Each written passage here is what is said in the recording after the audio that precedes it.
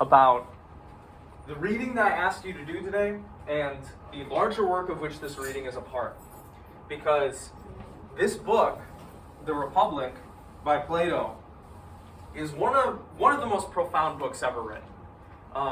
It is an extremely influential book in the history of political philosophy, extremely influential for the development of Western philosophy in general, and due to my own ignorance, I'm not a scholar on it, I don't know as much about it as I would like, and due to its tremendous philosophical scope and the literary devices that it uses, I'm not going to be able to transmit to you what I think the importance of this book is in a satisfactory way.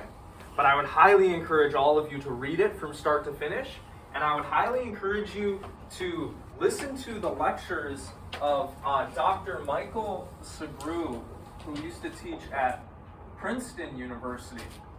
He delivered a series of, I believe it was 3 lectures that are up on YouTube on this book, Plato's Republic. And he does a really good job of explaining why this book is important, why it matters, and why people still read it today, and why they still study it intensely. So what I'm going to do today is, this week is going to be a little different. I asked you all to do the first half of this reading, which is basically chapter 8 in this book.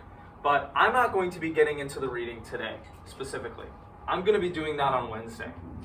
This class is going to be entirely devoted to providing some sort of overview, some background and historical context, and a discussion of some of the major themes and symbols in this book. Because we can't read the whole thing, and I feel like it's important for you to have that information if you're going to actually understand what this chapter 8 is saying and why it's important. So after today's lecture, after hearing all the stuff that I'm going to present to you, go back and reread what I asked you to do for today, and then also read the rest of the chapter for Wednesday. And you'll have a much better understanding of what's going on and why Plato is saying the things that he's saying. So, this book was written by this ancient Greek philosopher named Plato, who's one of the titans of Western philosophy. So much of how we do philosophy, what philosophy is, and how philosophy has developed owes itself to the philosophy of this guy. Plato and his mentor Socrates, whom we don't have any writings by, but presumably Socrates' views are inherent in Plato's writings. We already looked at Aristotle, who's very important, who is Plato's student. Today we're going to be looking at the master. We're going to be looking at Plato and seeing what he has to say about the nature of philosophy, philosophy's relationship to politics and why that matters, and what the ideal form of political organization looks like. So first I'll start with some kind of background and historical context for this book, The Republic. This book was a tremendous undertaking by Plato.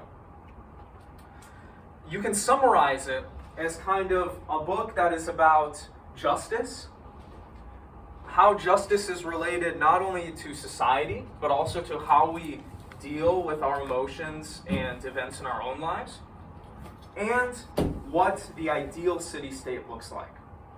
That's what this book is primarily about.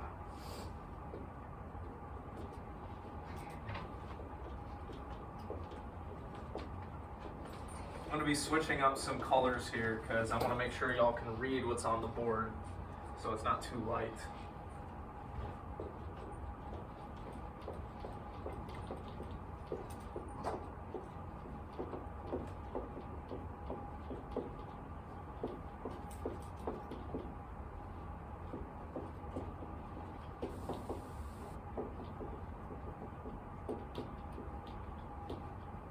I'm writing here that this book is about justice, the soul, and political organization, but when I use this phrase, I'm not using it in the way that Christians might talk about the immortal soul, right? That lives on after death. This word, which we've talked about in this class before, is derived from the Greek word psyche, which basically means mind or consciousness. So when you hear me use the word soul in these next two lectures, think mind or consciousness. Whatever is that thing inside you that gives you awareness of your surroundings, that allows you to rationally deliberate, that is responsible for perception and for moving your body and all this stuff that we attribute to consciousness. One thing that's incredibly important to note about this book, The Republic, that you probably won't catch unless you're reading very carefully and unless you have a good deal of knowledge about it, is that every word, every symbol, every argument, every phrase is chosen very carefully and deliberately. There is a bunch of symbolism going on in here that, unless you're looking out for it, you're not going to see it. The kinds of images that Plato uses here, the kind of literary devices that we see in this book, and the different themes that run throughout are intentionally and deliberately chosen. And so if you find yourself thinking that Plato or Socrates is making a bad argument here and there, or something that they're saying isn't making sense, there's probably a reason for that. And you should pay extra close attention. For example, in the first chapter of this book, it separates the different chapters into, they call them books, book 1, book 2, but these are basically chapters in our language. In the first chapter, we see Socrates making kind of a silly argument about what justice is. But he's doing that in order to kind of draw the other people into the argument, using it kind of as bait. Not because he doesn't know how to reason or he doesn't know how to make good arguments, but it functions as a plot device in the story. So that's just one kind of example. This book has so many symbols in it, so many different things going on, that is one of the reasons why it's incredibly profound. Now, to talk a little bit about the historical context of this book. This book is incredibly important because it really is Plato trying to overturn contemporary Greek life, religion, morality, and politics.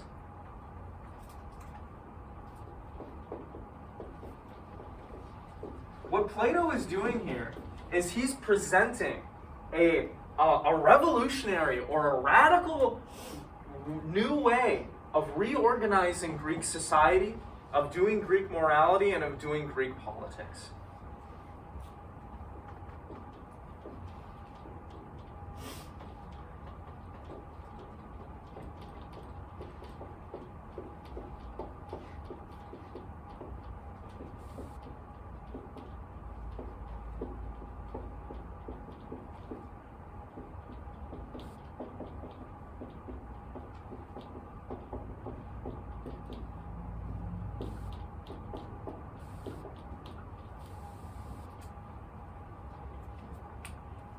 During this time period, so much of Greek culture and society owed itself to the influences of Homer, of the Iliad and the Odyssey, and of the kind of values and themes and messages that were inherent in these epic poems.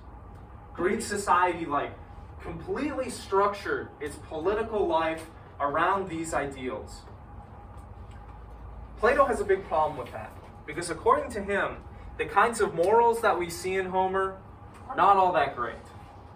The ancient Homeric hero who lies for political gain, who engages in violence in order to do heroic acts, these are things that we shouldn't prioritize. These are not things that we should value. And so really, what Plato is doing in this book is he's trying to completely change the way that the Greeks look at morality and change the kinds of values that they have.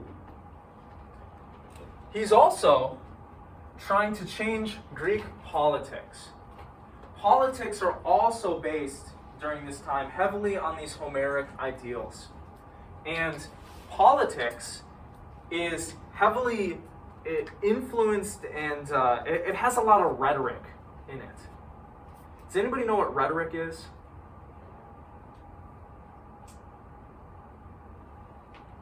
Yeah, do you have an idea? Is it, I'm like thinking jargon, almost like it's words that apply to a certain thing that not everyone might not be like familiar with, I guess. That's the best way I can put it, I don't know. Yeah, you're definitely kind of, you're hitting on something there. Good definition. Did y'all ever learn in your English classes, like pathos and ethos and logos? These different ways of persuading people to believe what you're saying or to accept your proposition. You can think of rhetoric as basically tricks that people use in order to get you to agree with them in some way. You appeal to their emotions. Maybe you yell at them, and when you yell at agreeable people, they won't want to engage in conflict, so they'll just go along with what you're saying. Tricks or devices through speech that don't rely on appealing to your reason or your rationality or your logic. That's rhetoric. So much of Greek politics during this time is rife with rhetoric.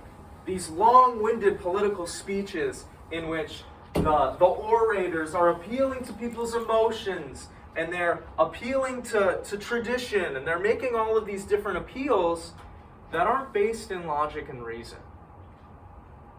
Plato hates that. Plato wants to see that go. He, as we're going to see throughout the course of this lecture, prioritizes reason and knowledge, and thinks primarily that if we're going to have a society, if we're going to have politics, it should be governed by reason and knowledge above all else.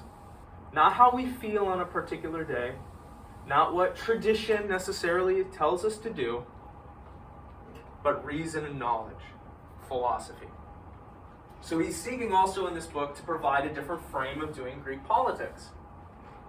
Finally, although I'm not sure he states this explicitly, he's trying to overturn Greek religion too. What kind of religion did the Greeks have at this time? Anybody know? Yeah, like multiple gods. Multiple gods, what's that called? Polytheism, right, yeah. They have this religion where there are these multiple gods, and the gods, are rather like humans, right? Zeus is going around fucking everything, even inanimate things. They have their vices, but these gods are, they're more powerful than humans, and they'll intervene, and they'll carry out vengeance on certain humans that make them mad. And the gods are something in essence to be feared and to be worshipped, and something about human life should be organized around doing the proper rituals and be engaged in a certain religious way of thinking and being. Plato is like, all right, we've had this kind of religion for a while. He doesn't say this explicitly. It may or may not be true, but I'm going to provide a different way of prioritizing your life and your existence. I'm going to provide a different way of not only organizing society, but organizing how you think and do things. Not appealing to some polytheistic mumbo-jumbo religion, but again, appealing to reason, appealing to knowledge and philosophy, and replacing, in essence, the Greek gods with what he is going to call the forms. We're not going to be getting into Plato's metaphysics much in these lectures, but basically, his project is going to imply a sort of secularization of Greek life. Less importance and prioritization placed on appeasing these, human-like powerful beings that live somewhere, on Mount Olympus or Hades, wherever they live. So really what Plato is doing in this work is very radical. He's trying to basically establish new foundations for Greek life, even if he doesn't explicitly say it. There's another reason also why Plato is writing this, and why Plato is writing this book during this time period. we can kind of think of the Republic as a reactive book, a reactive piece of philosophy. Does anybody know what Athens was like during this time? What kind of politics it had? And what was going on in Greek history at this point? Wasn't there democracy? Yes. The Athenians had democracy. They had something, kind of similar to what we have now, that the way society is organized is by the people who live in society, who vote on things. Things are organized democratically. It is still held up to this day that this Athenian way of doing things, this democratic society, is a great thing, right? We have a democracy in the United States, or we're supposed to. But Plato was looking at this Athenian democracy, and due to the Athenians' loss in the Peloponnesian War with Sparta, Plato saw that this Athenian democracy had failed in a very spectacular way. It had failed to prevent the deaths of all these people. It had failed to win the war. And he was seeing that there was political corruption that was entering into the public arena because of democracy. And so we can think of the Republic also as kind of a book reacting to this failure of Athenian democracy, which resulted, he thinks, in the Athenians losing the Peloponnesian War.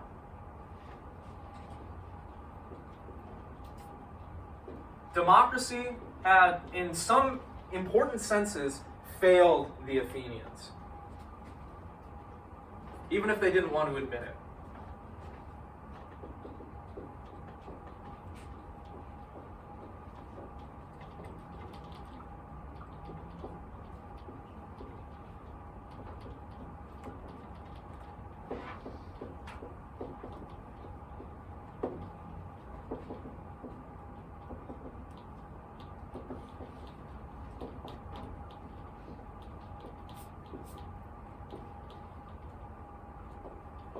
If you play video games at all, and you're familiar with the Assassin's Creed series, the Assassin's Creed game Odyssey is about the Peloponnesian War. And the character that you play, who's from Sparta, plays a pivotal role in winning the war for the Spartans. So we even see this still being talked about today in some sense in contemporary media.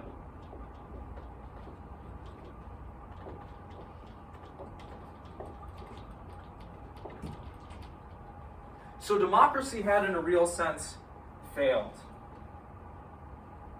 And so what Plato is doing in this book is he's going to be providing an alternative way of organizing society, an alternative way of doing politics. Not a democratic form of social organization, but as we'll see near the end of this lecture, an aristocratic form of social organization, with certain people making the decisions. The smart people, he's going to say the philosophers actually, governing how things go.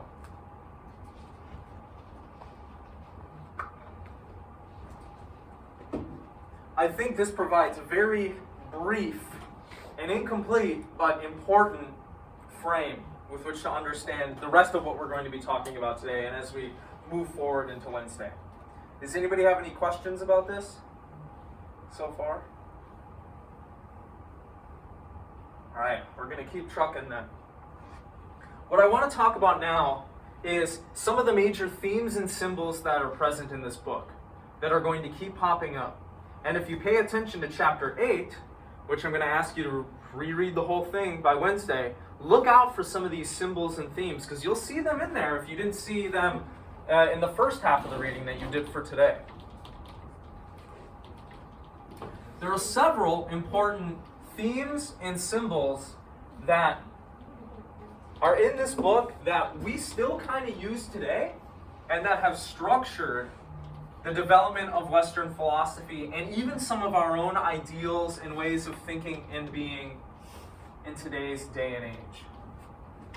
so much of how we think and do philosophy is because of what Plato is writing about in this and his other works. So I think it would be important to kind of talk about those.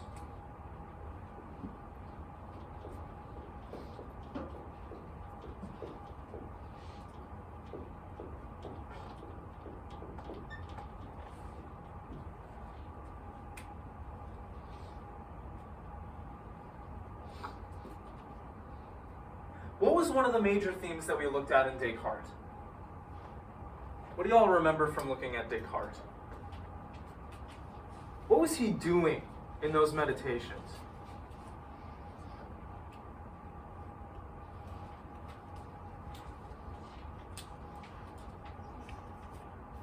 Well, what was he questioning? Let me ask that. Existence. Yeah? And what you can prove is real versus not. Ah, okay. Why? What is one of the first things that he questions in those meditations? If we're awake or sleeping? Was that it? That's part of it. Yeah. Yeah, we exist. That's true too. The senses, right?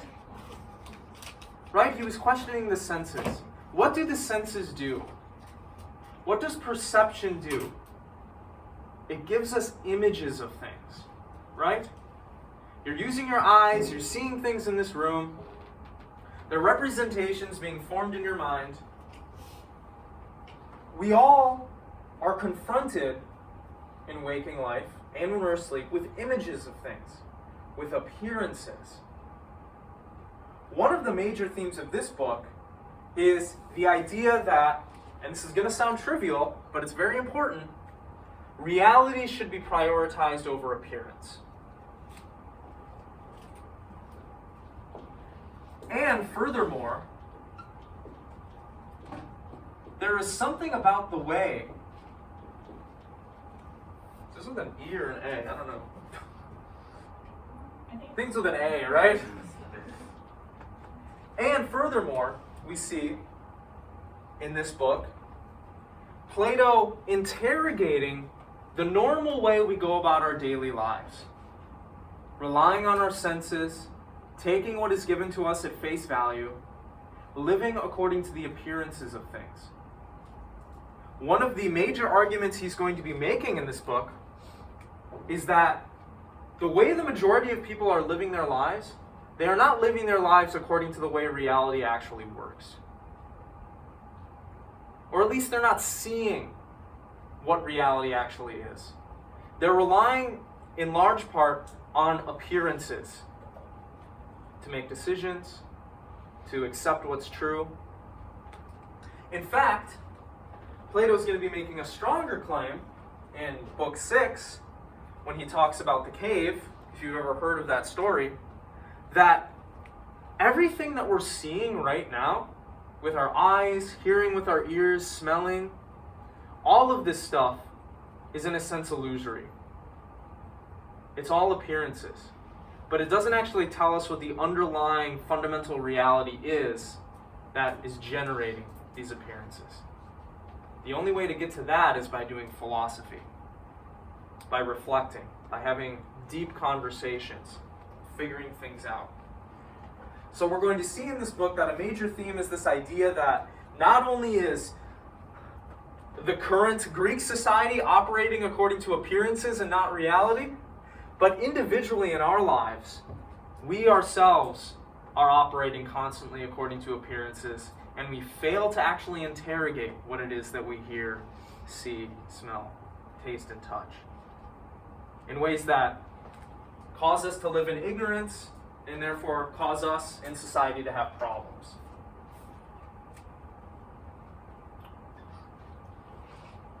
Another major theme in this book is the idea that knowledge should be prioritized above political power or status.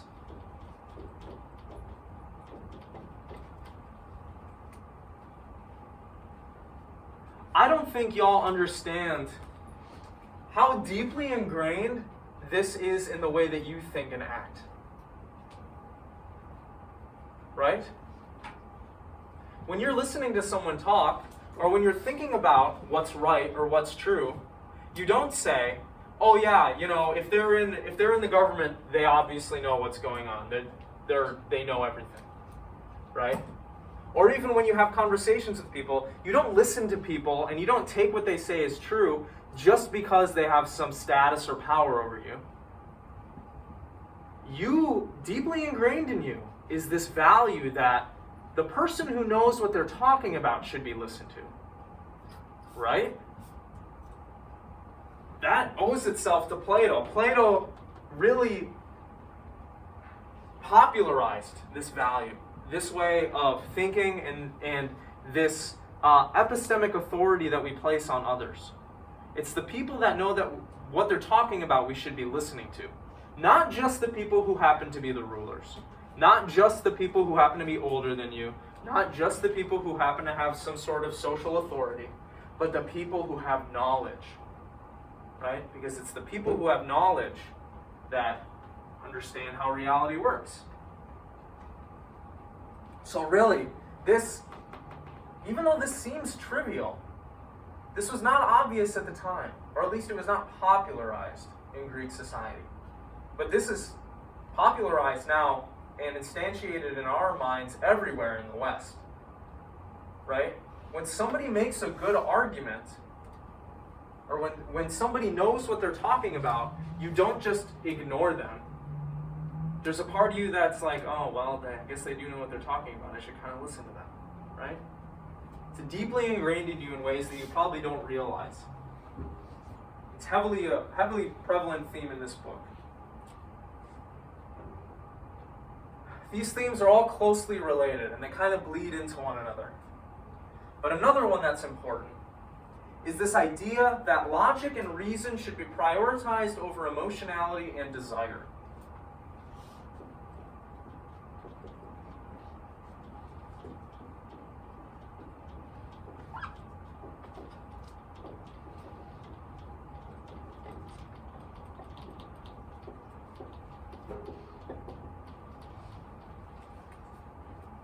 That is not to say that there isn't a time and place for emotions and for desires and for gratifying our desires.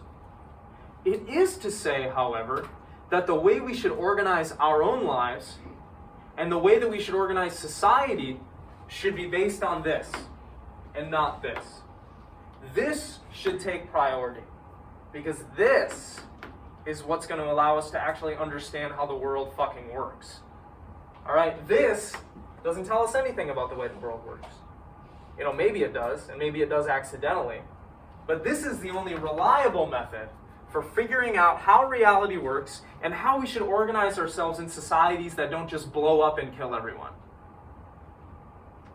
So a major theme that we see Plato harping on again and again is not only in our own lives, but politically, we should make decisions based on the logic and the argumentation and the rationality.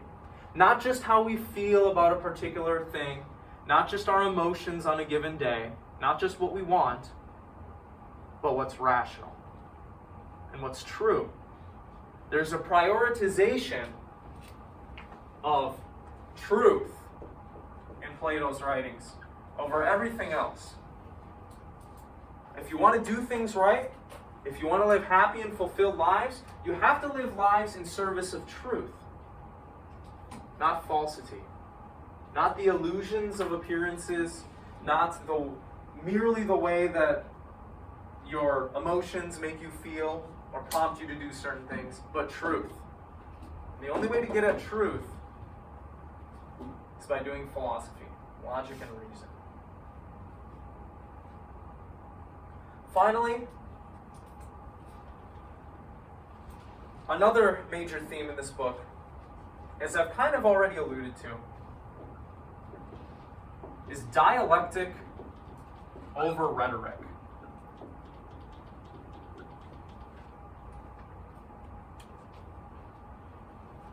If you use rhetoric, what you're doing is you're appealing to people's emotions, or you're appealing to their desires, or you're appealing to something about them that isn't based just in rationality or the arguments or the truth.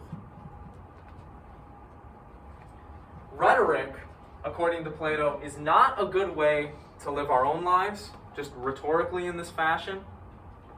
It's not a good way to organize society, and it's not a good way to get politics done. You don't just get stuff done in society, according to Plato, well, by using rhetorical devices. And you don't get at the truth with rhetoric. Because the truth is supposed to be something that's universal and that we get at by thinking on things very intensely, through reflection, through philosophy, and through having conversations. You'll notice that in the Republic and Plato's other writings, he has written them in a particular way, in a format that is a dialogue, right, between different characters. If you want to understand how reality works, and therefore what the best way to organize society is, you talk to yourself, you reflect about things, and you interrogate your own beliefs and desires and views, and you have conversations with others. You sit down and you have a back and forth where you're honestly trying to contend for the truth. The way that we understand the way reality works is through some sort of dialectic. An example of a dialectic is a conversation. You're talking with another person about something, or reflection. You're interrogating your own beliefs about things. You're not just taking your beliefs and your views for granted as if they're true. You're actually thinking through, oh, why do I believe that? Is this a good reason to believe that? Is this evidence for that, or is this evidence for this?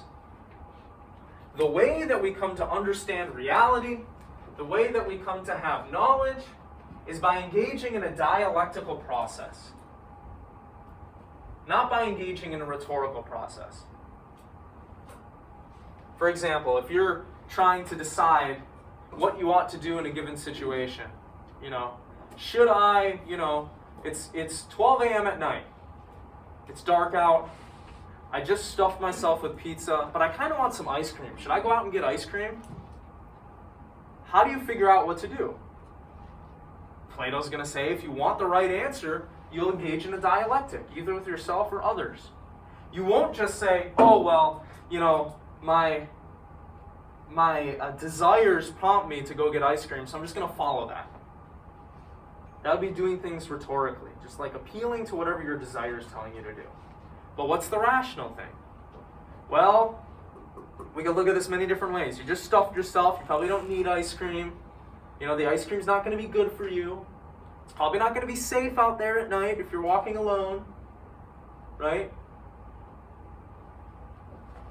Engaging dialectically is how we get to truth, is how we understand the way reality works, and therefore how we ought to organize society so that it functions smoothly and we don't have a terrible, sufferable time of things. Heavily present also in this book is this idea running throughout that the good, just person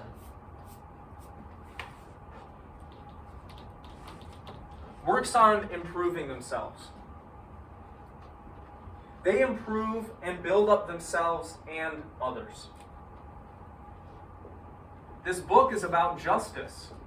This book is about social organization, and it is kind of also, in between the lines, a self-help book in certain ways.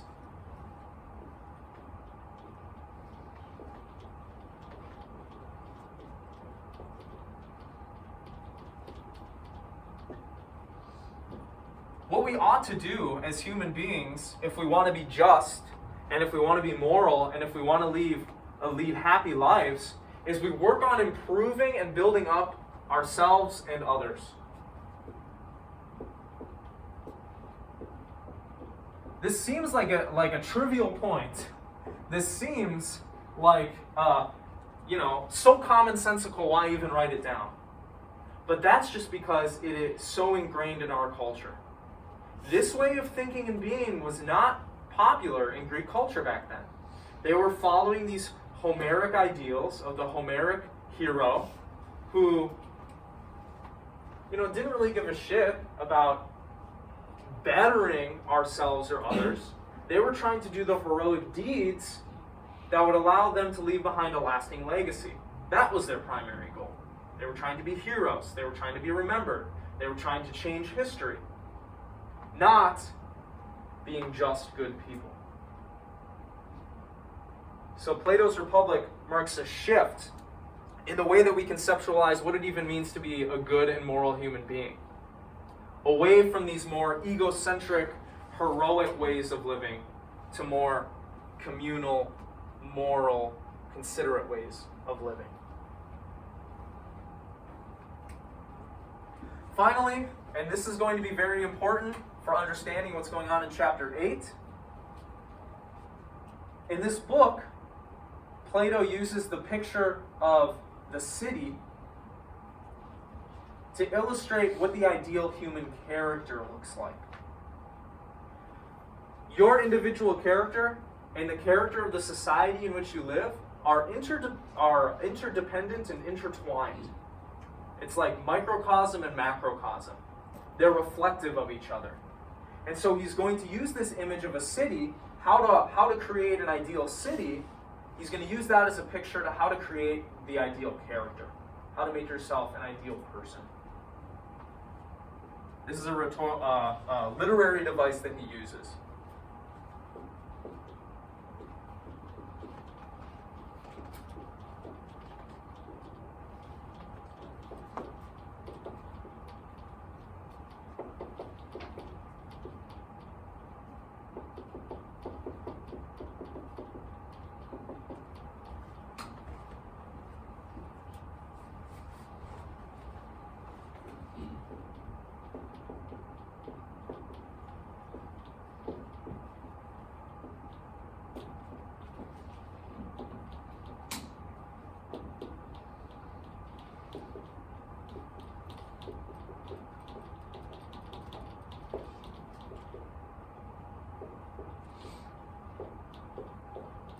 And a lot of what we see, at least implicitly in this book, is the causal relationship between the individual person and the nature of the society in which they live.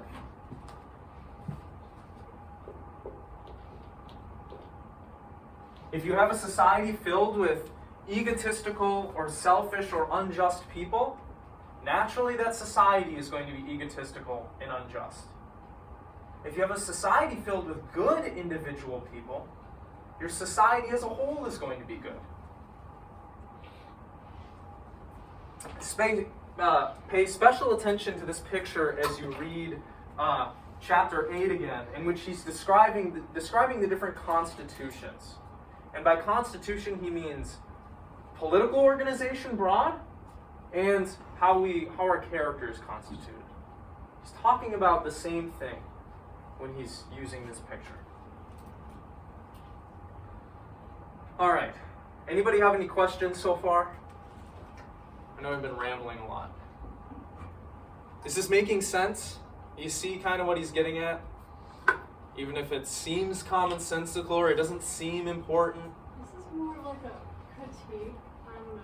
And I could be wrong with how I interpret it, but it does seem to describe women as second-class citizens, which I think is quite ironic considering it's all about getting rid of appearance and only reality, where if you get rid of all appearance, human beings are no different from each other except the way they look. So how come he's still describing women as second-class citizens? And the way he describes it, he even used the term women should be shared, and just the way. You're talking about the first paragraph. Yes. I was just this is really ironic because he is trying to break down this idea of appearance and reality, but right. Yet he still has this sexist theme. So it's it's interesting that you bring that up, because in Plato's day and age, he was extremely feminist. really. Yeah. He's going to say as we go through the next lecture, we'll see this specifically, that the people who ought to rule in society, women too. Women can be philosopher kings because it's all about the mind. It's not about the body. It's not about biology. So one of the things that he says in this book, he actually says this is a paraphrase, this is going to get me in hot water, but I think women can be philosopher kings too. And about the sharing of women, that's going to come back to how he outlines what this ideal society is going to look like. And just to give you a brief preview of that, he's going to say, abolish the family, everyone lives communally, and everyone raises the children together, and everyone shares sexual partners. And it's a very communistic way of looking at things. So maybe that kind of picture changes a little bit what you're thinking. Yeah. But according to today's standards, we might call him sexist. But when he was writing back then, extremely progressive. At least compared to the other Greeks. Yeah, that's some good clarification. I was a little like, how does this make sense? Yeah, we'll get there. First, let me summarize the chapters leading up to chapter 8. Okay? Because if you don't understand what's going on in these chapters, you're not going to understand exactly what he's doing in chapter 8. So happy I decided to spend 2 days on this because we wouldn't have been able to talk about all this in one day.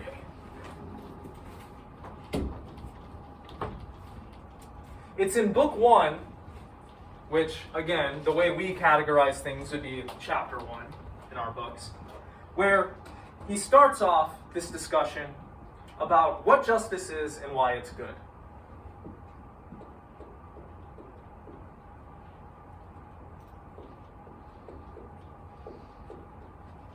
And this conversation about justice is going to take up pretty much the whole of this book, The Republic. Trying to understand what justice is and why it's choosable for its own sake. Why we don't just want to be just because it's practical.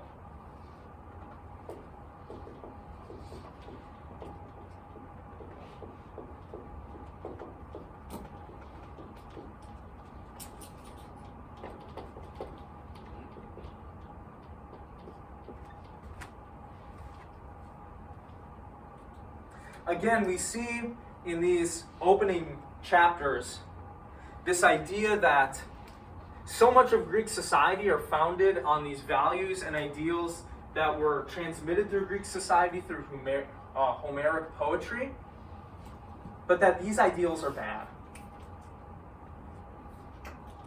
Plato thinks we shouldn't be organizing our society around these kind of selfish ideals based on just becoming a hero or whatever.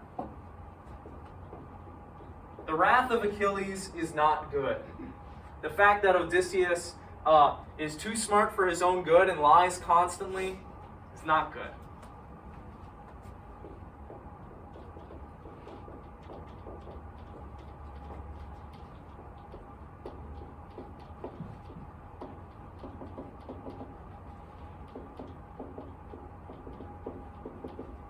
So even if he's not saying it explicitly, he is providing a critique of organizing society around these heroic ideals.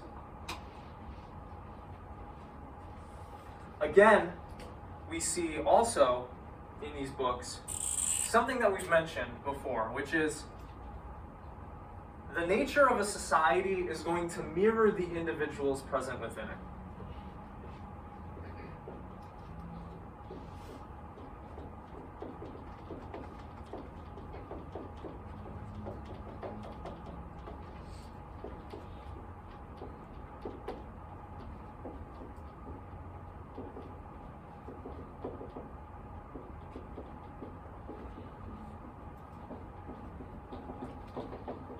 If you have a society in which people are not valuing truth, people are not valuing honesty and justice, if the individuals aren't doing that, the society is not going to be good. The society is going to be selfish, and it's not going to provide for people, and it's going to be chaotic and not a good place to live. In other words, disorder in the individual leads to disorder in society.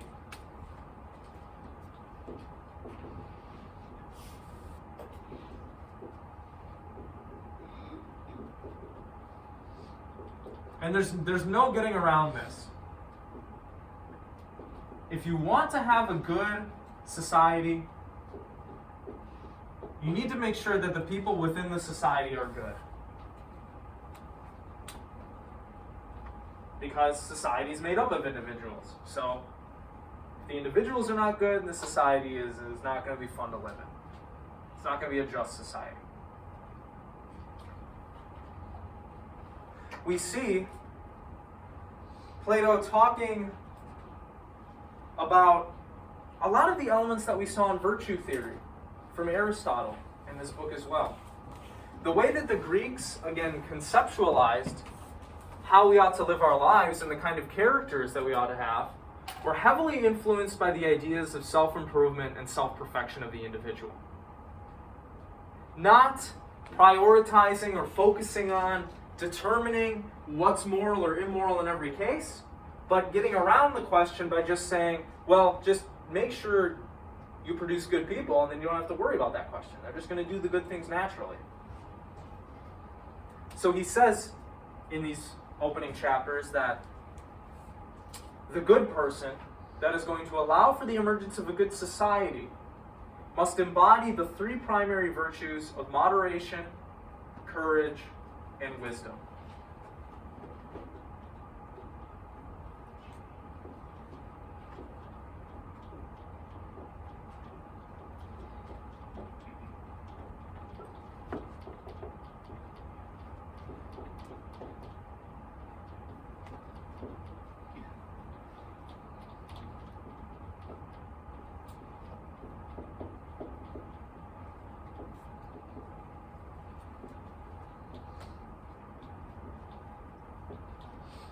In chapter 8, when he talks about how societies fall into ruin and how human characters degenerate, he's going to be talking about the extent to which they're embodying these virtues.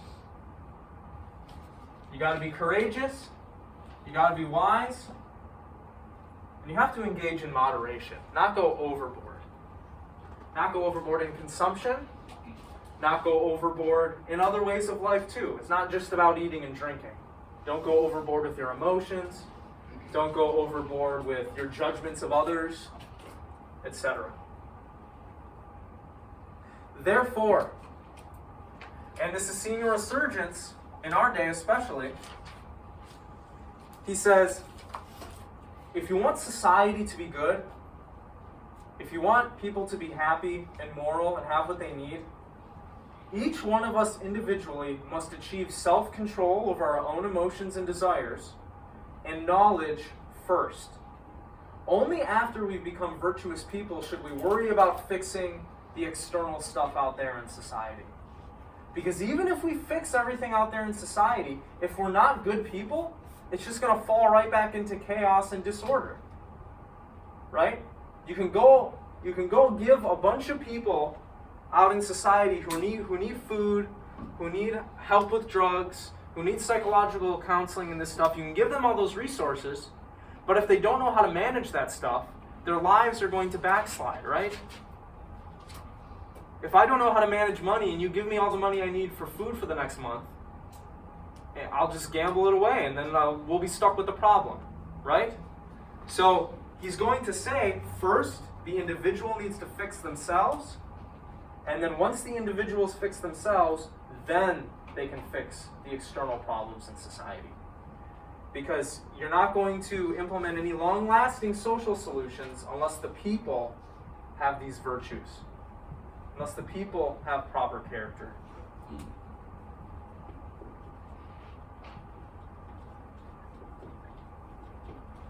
So much of this for Plato involves cultivating self-control over our own emotions, over our own desires, being able to delay our own gratification.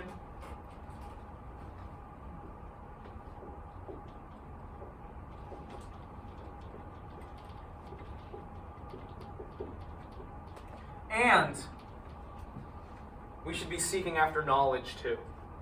Not only self-control, but also getting a good education. Because even if we have great self-control, if we don't understand the way the world works, we're just going to screw things up, right? When we make social decisions and implement social policy.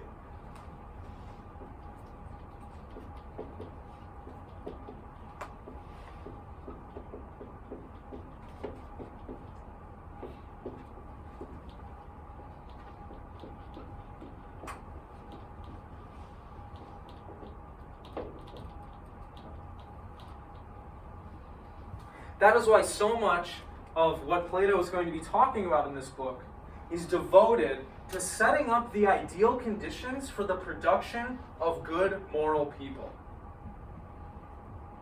Education is going to be key.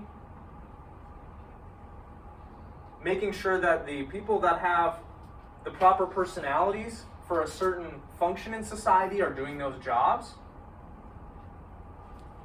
Getting rid of these obstacles to self-improvement and to proper education. So much of what he's going to be describing here and what the ideal form of social organization looks like involves setting up conditions where these are probable and likely for the individuals in society.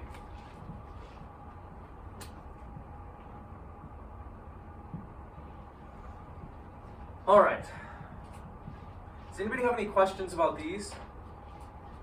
Does anybody disagree with these? Do you think Plato is being short-sighted here, or do you think he's on to something? There's obviously a lot more going on in these chapters than what I'm presenting here, but this is a very basic picture. Do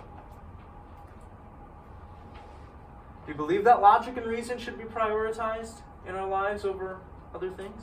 I guess I just want the context of like how big like this society was at the time, because like obviously like the more people you have like, implementing this idea of like each person is close by self-control, that'll be like harder and harder the bigger like the society is. So I just like want to know like, I'm just kind of comparing like the United States now, we have like 300 million people, and I just kind of want to like compare and contrast that.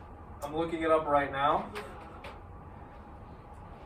No, this all sounds great in theory. According to Wikipedia, the city during about this time would have been between 100 to 180,000,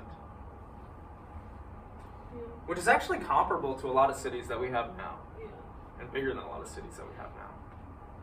But maybe you might think that we won't be able to create the ideal society Plato's looking for, even if it is this big, right? What kind of like knowledge is he referring to? Because is he like just referring to like philosophy in and of itself? Like everyone has to be educated in philosophy before you can target social issues? That's a great question. Let me start off by saying, first of all, he's going to say that not everybody should study philosophy. Okay, so that's out of the question. Only two of the three classes in society should get something like a philosophical education. But the kinds of knowledge that we should be educated in is going to be dependent on the nature of our soul, the nature of our personality, and of our consciousness. So to kind of jump ahead a little bit, Plato is going to say we should organize society hierarchically along three classes.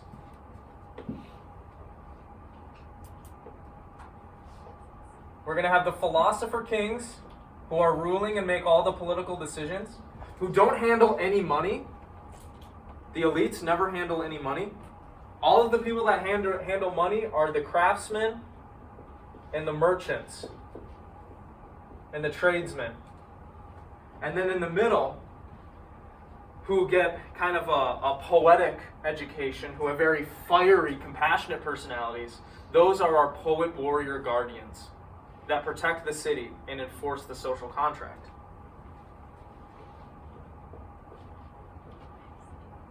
These people also do not handle any money.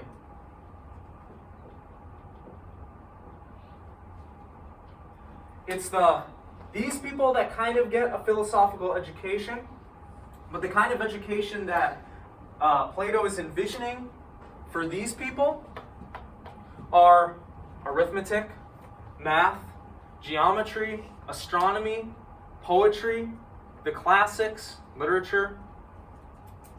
Basically a liberal arts education with an emphasis on mathematics.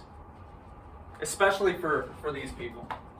These people will do more poetry and more literature. Yeah. I don't know. I feel like education is really important, although I don't feel like we should have to get every single person in society educated before we like talk about issues. Although the issues were probably different then than they are now, because like I don't know. Yeah. Different times. To a certain degree, yeah. There are some issues that have been with us for forever. One of the things that Plato thinks he's getting around here with this hierarchical organization is the problem of political corruption. Because the philosopher kings, the people who are going to be the philosopher kings, don't become one until after age 50. That's how long their education goes. And they should have no desire or drive for power at all. They should be the people who do not want to rule, but will be the rulers because they have the knowledge and because they have the rationality.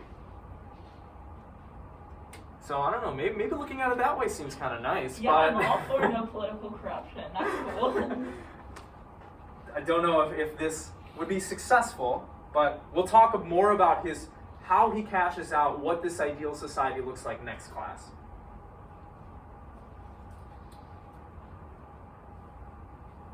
Let's move on to a summary of kind of the rest of this book. Then we'll open it up for discussion a little bit. The rest of this book is split into 5 more chapters. Chapters or books 6 through 10. I'm asking you to read chapter 8, and we're going to go into detail as to what chapter 8 says next class.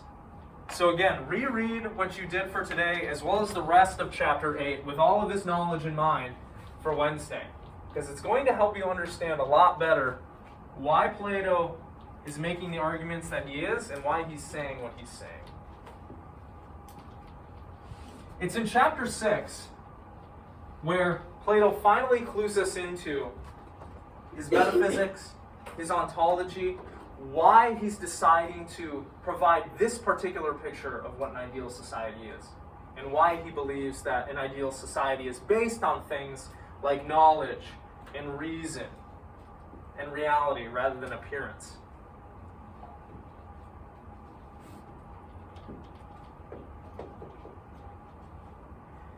It's in book 6 where Plato presents the story of the cave.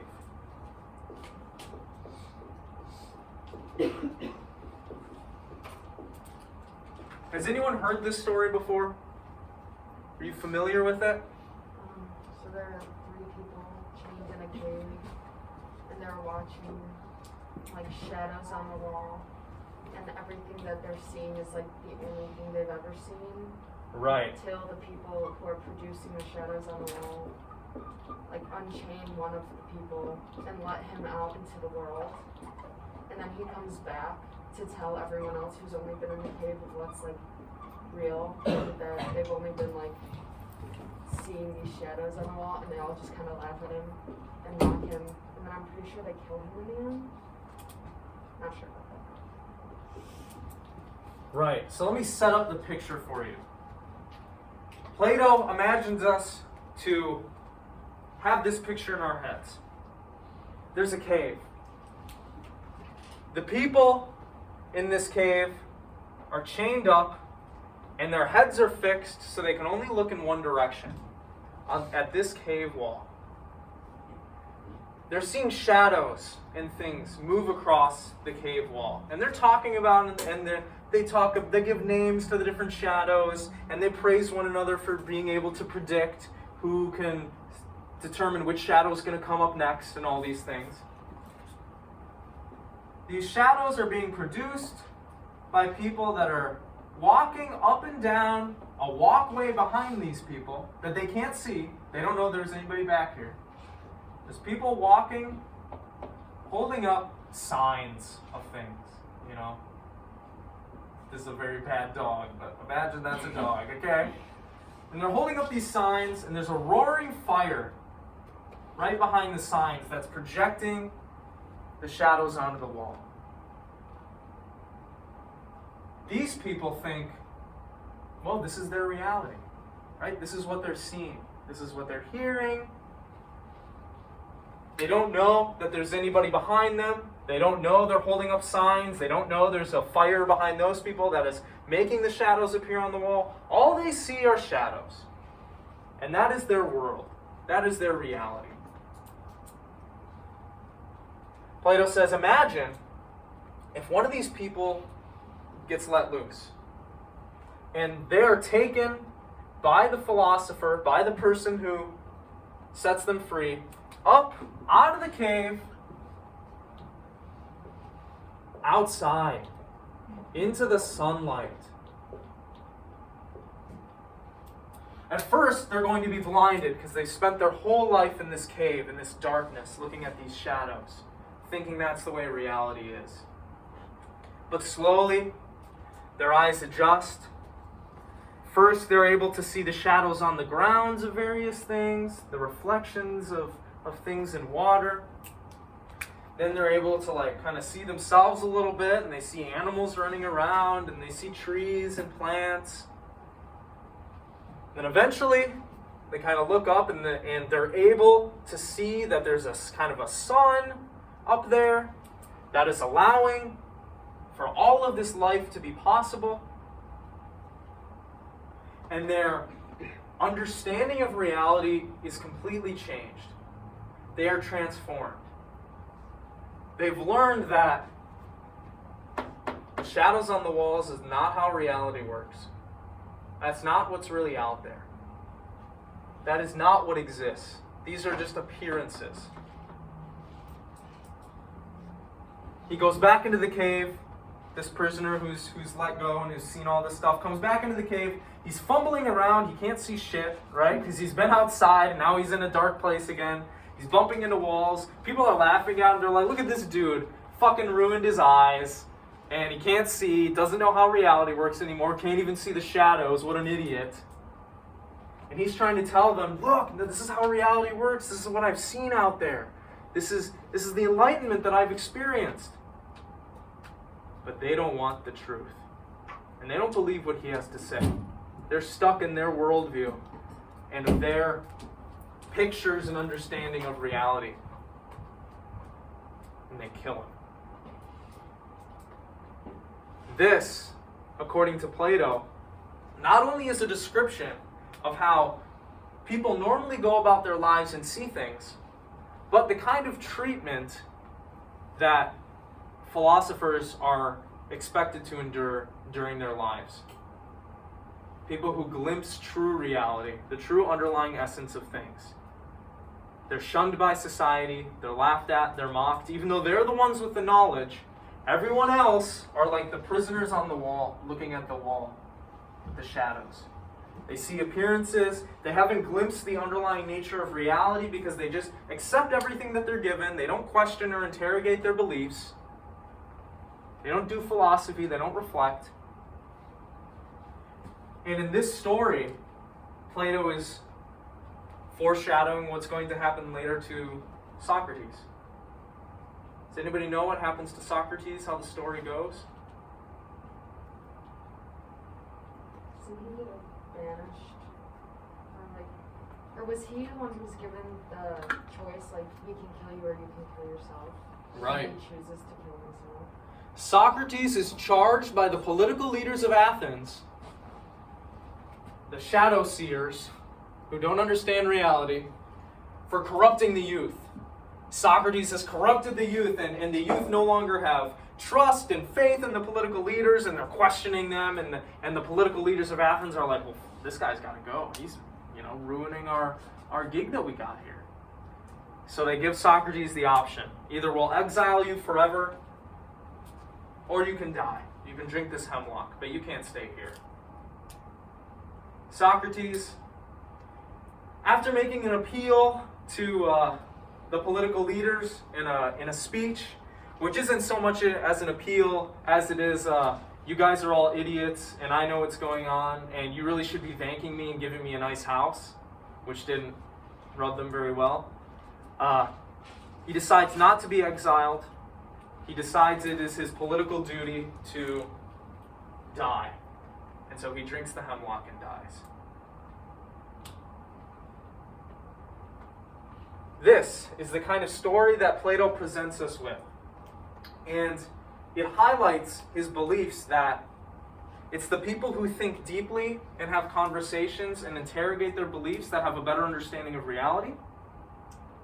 Therefore, it's the philosophers that understand things better and should be listened to, not, just the political leaders, not just your parents. You shouldn't accept everything that you're told at face value. And it's Plato basically describing what is going to continue to happen to the knowledgeable people who seek after truth in societies which do not value knowledge. They do not place that as a priority in making decisions. It's a very impactful story.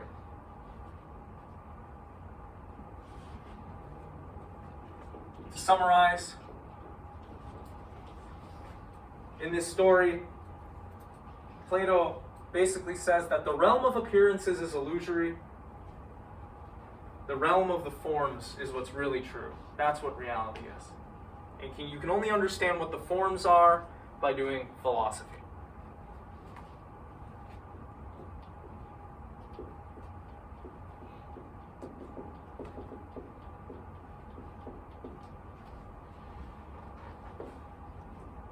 If you want to, we can talk about more about what the forms actually are later. But it's not incredibly important right now.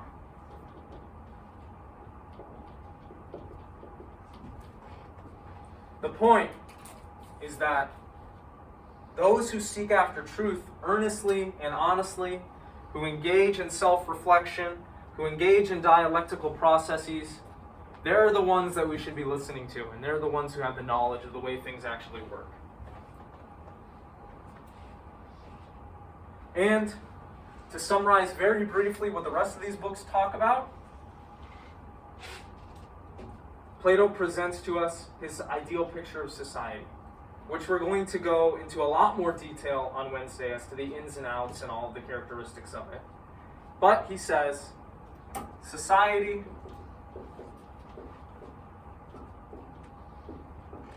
it should be politically organized in the form of an aristocratic epistocracy.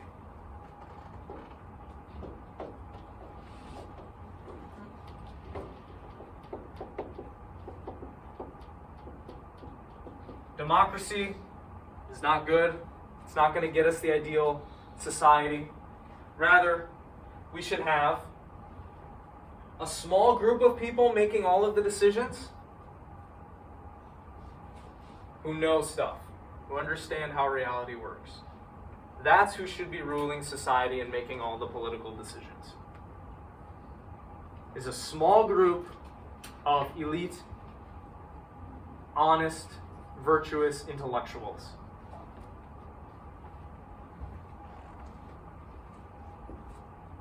These people will be chosen by aptitude, personality, and merit. Not just everybody gets to become a philosopher king, as he says. You have to have a kind of soul that, or a personality, an aptitude that fits with that kind of life, that actively just wants to learn how the world works and doesn't really care about material things or doesn't really care about power.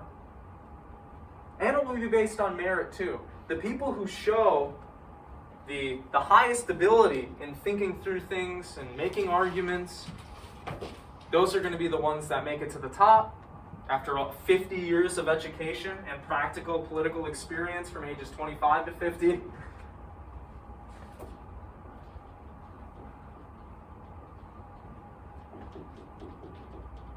And again, I'm using the phrase philosopher kings, but he's like, yeah, women could obviously be one of these two. He's not just saying only men can be the rulers. He's saying, no, yeah, obviously women too. But I'm just using this phrase because this is how people talk about it, this concept in the literature. They just call it philosopher kings.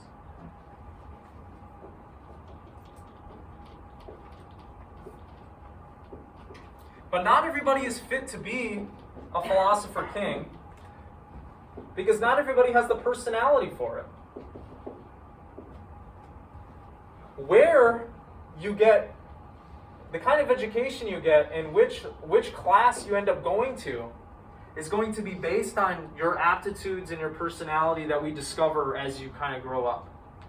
The people who are good with money and know how to trade and know how to make financial decisions, they're going to go here. And in fact, they're going to live more luxurious lives than these people. The poet guardians and the philosopher kings are going to lead relatively ascetic lives. They're not going to have much. And they're not going to care about power, apparently. The people who actually do the building and do the trading and do the crafting, they actually get the vast majority of the returns on all that stuff. The workers actually get back what they put into society. And where you get placed is going to depend on your skills, your personality, and your merit. How well you're doing in school, the kinds of skills you show.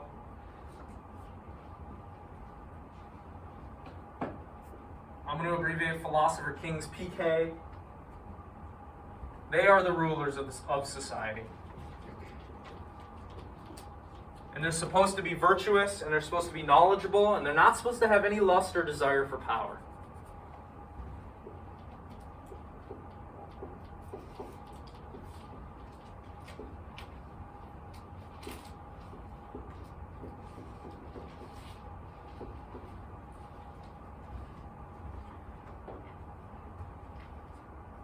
And, as we've said countless times throughout the course of this lecture, they're not going to make political decisions just based on what they think. Every political decision will be made on the basis of intellectual inquiry and conversations with other philosopher kings. All the philosopher kings are constantly going to be talking to one another, trying to figure this stuff out, trying to see what the rational right thing to do is. No one philosopher king has the final authority. They utilize the dialectical process together to rule justly and to rule rightly.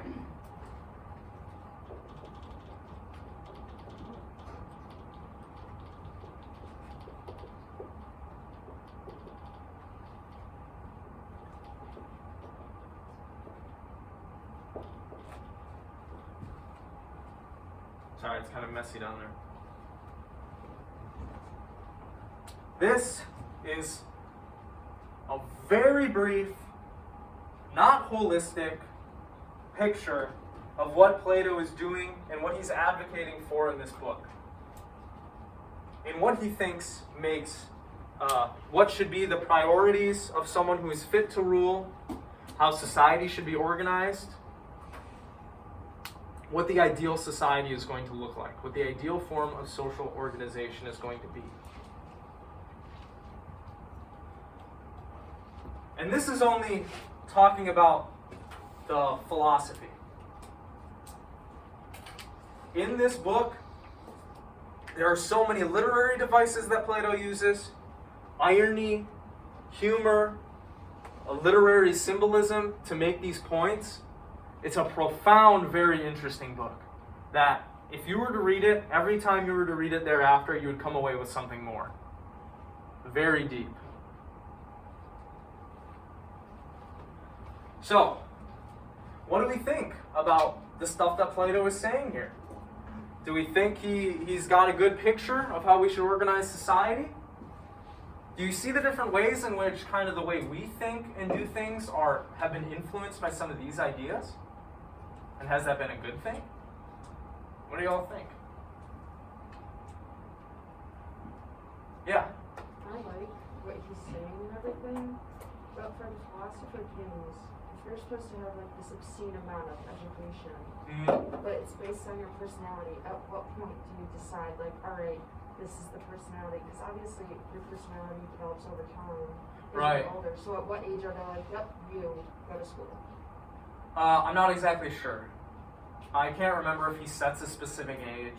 I know he says, like, the people that show the kind of personality and aptitude do, like, politics from 20 to 50, like, actually with people out there in the city. and then they can only become a king after that. But I don't know exactly when they get placed in the different class that they're going to be in. So you don't really get to choose what class you want to pursue, you get chosen for you? Is that what's happening here? I think so. But I think there's also an element of what class you get put into is based on your desires also. Because if you desire after truth, if you desire to understand the world, and that's what you want to do, and you spend all your time doing that, you'll be placed in the philosopher king educational path. You know, maybe you won't make it if you don't have it, if you're not cut out for it. But I think there's compatibility between what the people want based on their personality, and like kind of therefore what they're going to be good at, because that's what they're going to spend time doing and thinking about. I understand why the people are chosen, but like, how do they get chosen? Is there like a teacher or a court or something? There's some kind of communal decision made, but I'm not exactly sure what that looks like. Okay. I don't know the details of that, but I can look into it and see if I can figure it out by Wednesday. Yeah. Okay. Do we like the idea of having a hierarchical society like this, or no? I feel like he's putting a lot of hope in that the philosopher kings will be able to hold that much power and won't attempt to like increase their like range. I mean, it's placing a lot of hope that if putting a specific group at the top of the hierarchy they'll like, stay in their like noble cause and not try to increase their power. Right. Well, one of the safeguards that he tries to put in to prevent this is this idea that none of the warrior police or of the philosopher kings will ever handle any money. They're just given like what they need by the lowest class. The tradesmen and the craftsmen and the financiers and all these people. So they whatever decision that they make is not going to be based on, they're not going to be able to get any more money for themselves, essentially.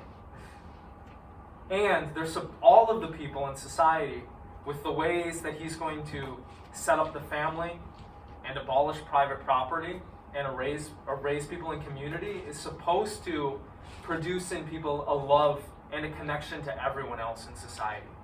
There aren't going to be these small family units that are isolated and that are looking out for one another. It's supposed to be this, everybody is raised to literally see everybody else as their brother and sister and like love them. So that's another thing that he tries to work in there. I can just see like the lower class, like if they're making everything and then we start to figure out how we make like weapons and stuff, just being like, well, we want, no one just me, we want the power too. But Okay. Actually, I guess what you're saying with the communal, maybe the mentality would be different, and I'm just picturing like if we change society right now. Right. Like, even if we take all the people from Wall Street and like, okay, you guys can still have all your shit, but like you're at the bottom, like they'd want the power as well. Yeah, that's interesting. Well, one of the safeguards that Plato puts in to kind of answer that objection is the people on the bottom like have really like pretty luxurious lives. Like they get pillows and they get all of these things that like nobody else gets, because like they're in charge of the money, and like they have like nice homes and they have nice clothes, and so it's like, well, if you have a nice like life like that, like I don't know, what more do you want? Do you really need power? Like, If they have nice homes, how are they like living communally? well, the idea would be that there are still like kind of group homes and things that are more luxurious than the philosopher kings and the guardians, Okay, but so not they're like kinda, individual like communities. Yeah. Units. Okay. And then there's this overarching we're all a big community too, Yeah. and blah blah blah. Yeah, but one of the radical things that Plato is advocating for in this chapter, as we'll see, is abolition of the family, abolition of private property. This idea that people, according to Plato, are not actually going to know who their children are. They're not going to, because people are going to be like sleeping around, and it will be decided sometimes by lot, like which philosopher king like gets to have a child with another philosopher king to produce a good child. There's a eugenicist element in this too that we have to talk about on Wednesday.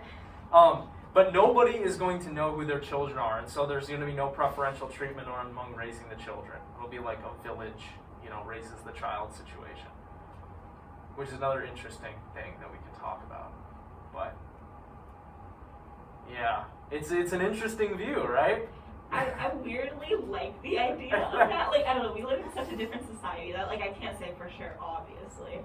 But I listened to this one podcast with, I don't know the guy's name. It's like Christopher something. And he wrote the book Sex at Dawn, which I haven't read, but he did like an overview of it. And it's basically like how humans have developed over time to have like partners and like how they used to be like in family dynamics and like I don't know, basically like people used to be like tribes and like they would like raise the kids all together and it would be like like every kid is kind of yours, like you're every kid's parent, and it's kind of a cool idea. Like I don't 100% opposed to it. Yeah, it's a question the extent to which monogamy is going to be a reality in Plato's ideal society. I would guess things are going to be a lot more polyamorous than monogamous. But yeah, it's an interesting idea. I was just gonna say, I think it's interesting that it sort of fits that the like anarcho-communist, anarcho-syndicalist idea of like a communal living situation. Yeah. And I do kind of like it's something where it's like I feel like I know if I was living there based on like the way I was raised, I wouldn't feel comfortable. But it's also like if you were raised in that sort of community, I do think it would be helpful to have that sort of sense of almost family with like the entire like city-state you live in. Yeah, we definitely see in Plato's description here this. He says the only way we're going to keep society good and working and keep the people virtuous is if they're all connected to one another. Something that we've talked about a lot in the last few lectures have been we're so disconnected in this world that we live in now, right? Even from our own family members, right? Do you all see your family like every weekend? I'm not going to see my parents for another several months, and I don't know my neighbors, and I don't, but what Plato is envisioning with this ideal society, which again is supposed to be a picture also of individual human character, which we'll get to on Wednesday, is that, there are going to be these connections. And these connections and these bonds, and even the censorship of some pieces of information is going to be necessary to keep society going. There's not going to be this, everybody has access to all the same education and information that we have now.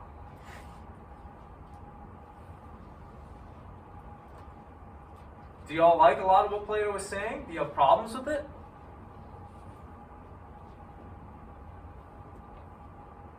I know I've given you a lot to think about. I threw a lot at you today.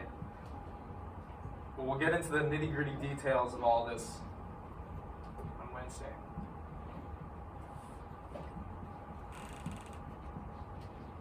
Anybody have any final comments, questions, clarifications?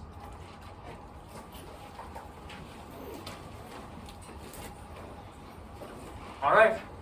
Well, then you're free to go.